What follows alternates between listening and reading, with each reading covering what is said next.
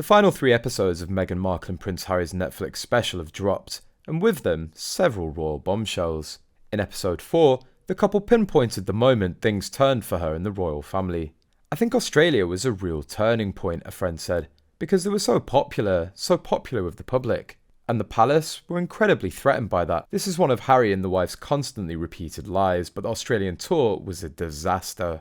One social media user did a post on Tumblr about their Diva Behaviour in Australia. Everything is allegedly until proven true or false, of course. The netizen wrote, "The tour was meant to be Harry attending the Invictus Games, like when the royal family members come and attend the Commonwealth Games. He was meant to spend the majority of his time at the Invictus Games, not traipsing all over the country. Meghan was a last-minute inclusion, and the tour changed dramatically because of that." The couple announced their pregnancy on International Pregnancy and Baby Loss Remembrance Day, after a week commemorating pregnancy and baby loss. That's right.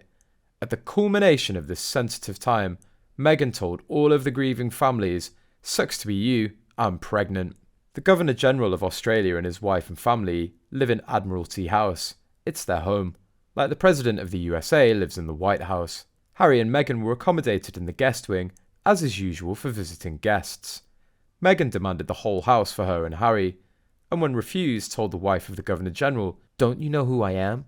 When the couple visited Dubbo, Meghan had the Admiralty House staff stay up all night long cooking banana bread for her to take according to her own recipe, rejecting batch after batch and demanding that they redo it. She then presented the bread as something that she herself had made. The final result was less than impressive, and probably tasted disgusting in my opinion, going by what was said of the ingredients at the time.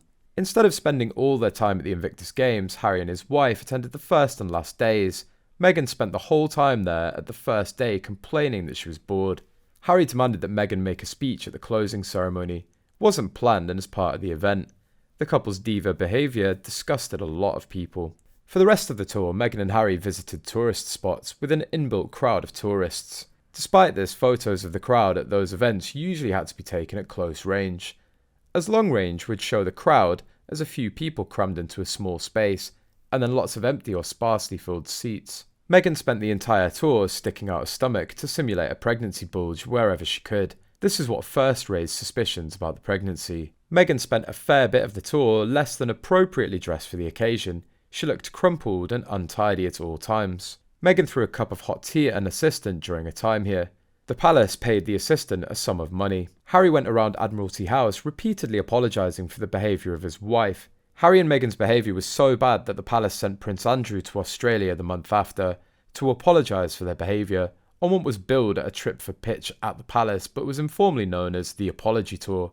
Princess Beatrice accompanied him. So much for a successful tour, right? And Meghan's famous line from this trip is, "I can't believe I'm not getting paid for this." Jessica Mulroney and Meghan allegedly called it the shit tour because Australia, New Zealand and the South Pacific weren't good enough. Meghan was directly rude to the wife of the Governor-General to the point of telling her to fuck off. According to news.com.australia, there was a blow-up during the tour to Australia, New Zealand, Fiji and Tonga in 2018. Speculation goes Markle was allegedly worried about the presence of UN women who were also in the area. Basically, she abandoned them after she met Prince Harry. Rebecca English, a royal correspondent for the Daily Mail who was covering the tour, said Meghan actually hissed at a staff member in such a disgusting manner that it reduced the targeted person to tears.